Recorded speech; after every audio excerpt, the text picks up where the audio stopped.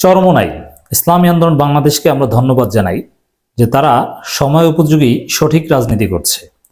স্থানীয় সরকার নির্বাচন, জাতীয় নির্বাচন, সংস্কার এবং বিচার, এই প্রশ্নগুলোতে চরমোনাই স্মার্ট রাজনীতি করছে, টাইমলি পলিটিক্স করছে, একদম পারফেক্ট।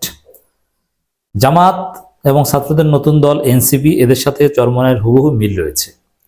চরমোনাইয়ের অবস্থান ক্রিস্টাল ক্লিয়ার বিএনপির বিরুদ্ধে, এখানে কোনো লুকোচুরি নেই।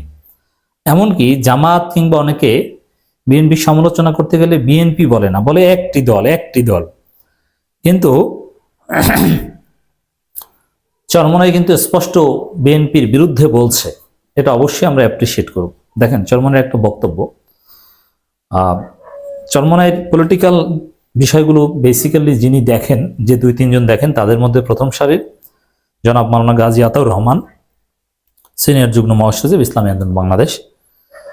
তিনি যেটা বলছেন সম্ভবত প্রথম আলোকে, চরমোনাই অফিসিয়ালি আবার তাদের ফেসবুক পেজ সেটা প্রচার করছে, গণহত্যাকারীদের বিচার, সংস্কার, নির্বাচন, 3টি আমাদের কাছে গুরুত্বপূর্ণ। রাইট, এটাই। এখন যারা সংস্কার চায় এবং বিচার চায় তারা কিন্তু নির্বাচন বিরোধী নয়, তারা নির্বাচনও চায়। আর বিএনপির মধ্যে এখানে অপূর্ণতা, তারা সংস্কার চায় না, তারা বিচারও চায় না, তারা চায় শুধু নির্বাচন, তাও সুষ্ঠু নির্বাচন নয়। কারণ বিএনপি যে পরিস্থিতিতে, যে টাইমে নির্বাচন চায়, সেই পরিস্থিতিতে সুষ্ঠু নির্বাচন কিছুতেই সম্ভব নয়, এটা সবাই জানে।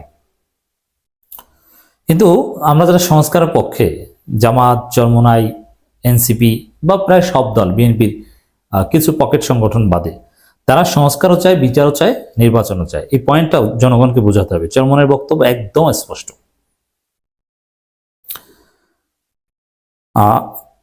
কিন্তু আমরা যেটা দেখতে পাচ্ছি, বিএনপি যা চায় তার বাইরে কিছুই হয় না। এই যে বিএনপি যা চায় তার বাইরে কিছুই হয় না, বিএনপির কথাই কেন সব হবে, এরকম স্পষ্ট কথা কিন্তু জামাতও বলতে পারে না, চরমোনাই বলছে। We salute Charmonai. এটা চরমোনাইয়ের অফিসিয়াল স্ট্যান্স। এটা যে ব্যক্তিগতভাবে গাজী আতাউর রহমান সাহেব বলছেন তা না, তাদের ভেরিফাইড ফেসবুক পেজে প্রচার করা হচ্ছে।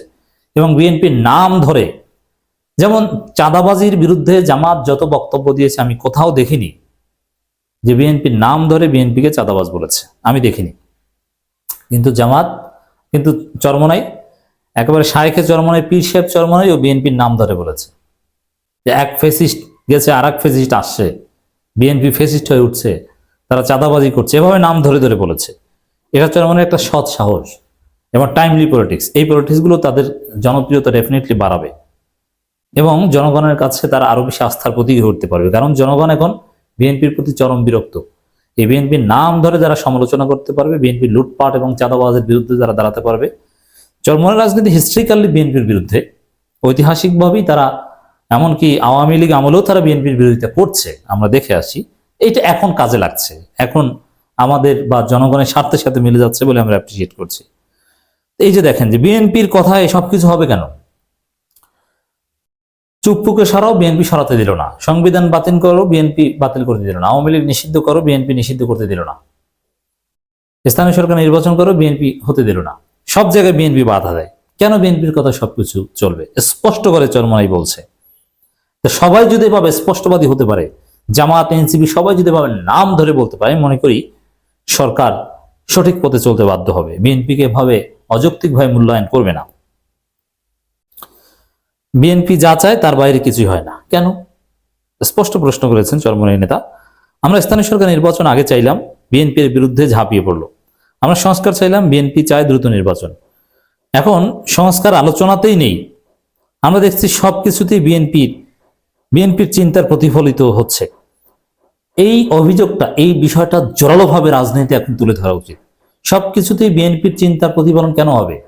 এই সরকার বিএনপির চিন্তার বাইরে কিচ্ছু করতে পারে না। একটা কাজ বিএনপি চায় নাই, অথচ এই সরকার করেছে, একটা কাজ করতে পারেনি। এই জন্য আমি মনে করি দিস ইজ হাই টাইম।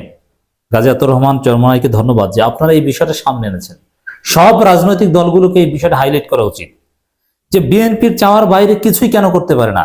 এদেশের জনগণ কি ধৈর্যা যে অধিকাংশ জনগণের মতামতকে উপেক্ষা করে বিএনপির, যেমন আপনি যদি গণভোট দেন যে চুপ্পুকে সরানো উচিত কিনা, বাংলাদেশের আওয়ামী লীগ বাদে বিএনপির 2-4 জন বাদে সবাই বলবে যে চুপ্পুকে সরানো উচিত, চুপ্পুকে সরালে সাংবিধানিক সংকট তৈরি হবে।